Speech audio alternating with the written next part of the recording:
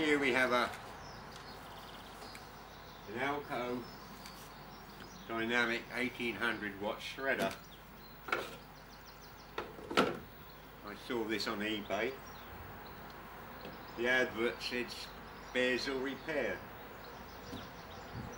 and according to the blurb it said it's intermittent. Well, intermittent could be anything, couldn't it?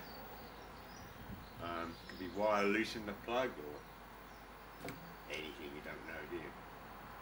So I thought, well, it's worth a gamble. I'll have a punt.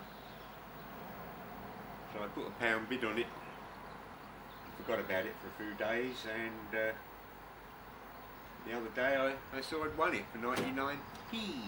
I brought it home, plugged it in, and I switched it on. Hey, running!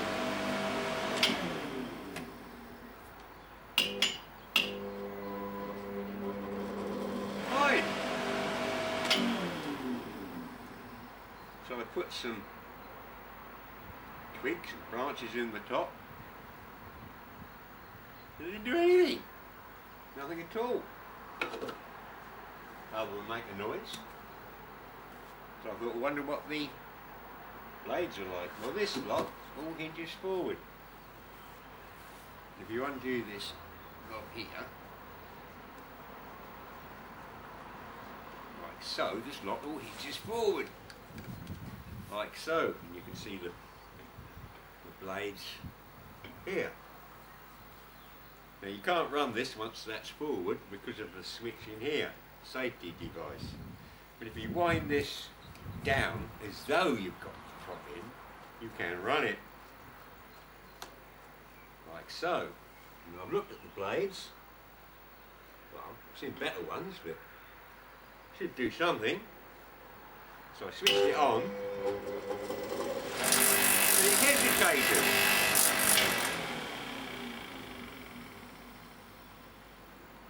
Try it again. It's running backwards.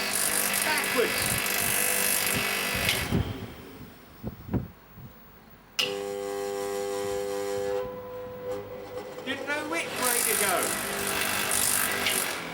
So there's our intermittency problem, I think.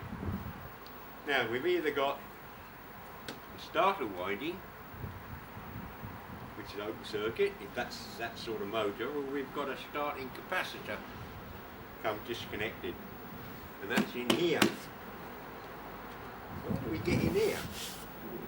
Well, looking at it, it looks like 4 of these bolts, so I'm going to undo those, and hopefully this will come away.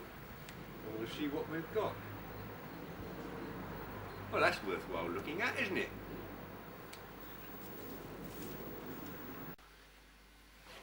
Okay, well, I incorrectly told you that 4 bolts held that plastic cover on. But on closer inspection it wasn't. It was 6 Phillips quick drive. It goes into the plastic.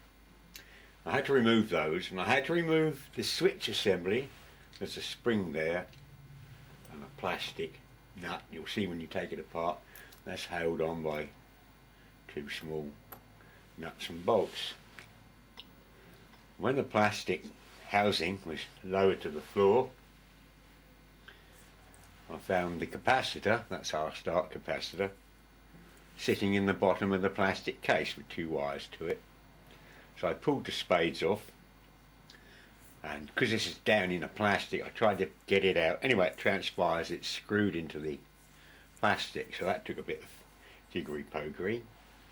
Anyway, she's a 20 microfarads, but I'm looking at this, and that top is not on straight, and it looks like there's movement there. Well, there is, look. So I think this is blown. So I took my little multimeter, I put the leads across the capacitor, nothing. So I went in my junk box and found another one. It's larger physically, but it's only 12.5 microfarads. But hey, you know, beggars can't be choosers. As we put the meter across this, get a good connection, you'll see the meter kicks up and drops back again as the capacitor charges up.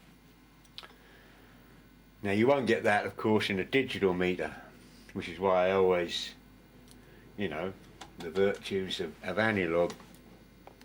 Anyway, I won't get on my hobby horse. So we found that and we'll put that one in. It's not as large as I would like, but it should be enough to kick the thing in the right direction in any case. So we're going to pop that in, see how we get on.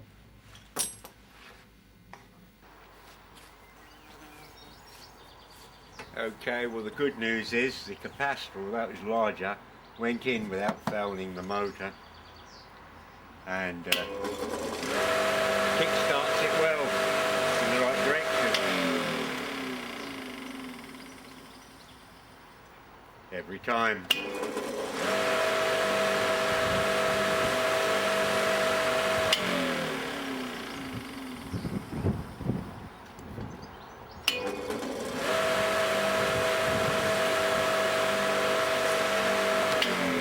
So that was our problem. Well, while we've got it like this, I might just as well whip the blades off and sharpen them up. You can reverse them, but I think I'll sharpen them up anyway while I'm about it. So, job's a good one.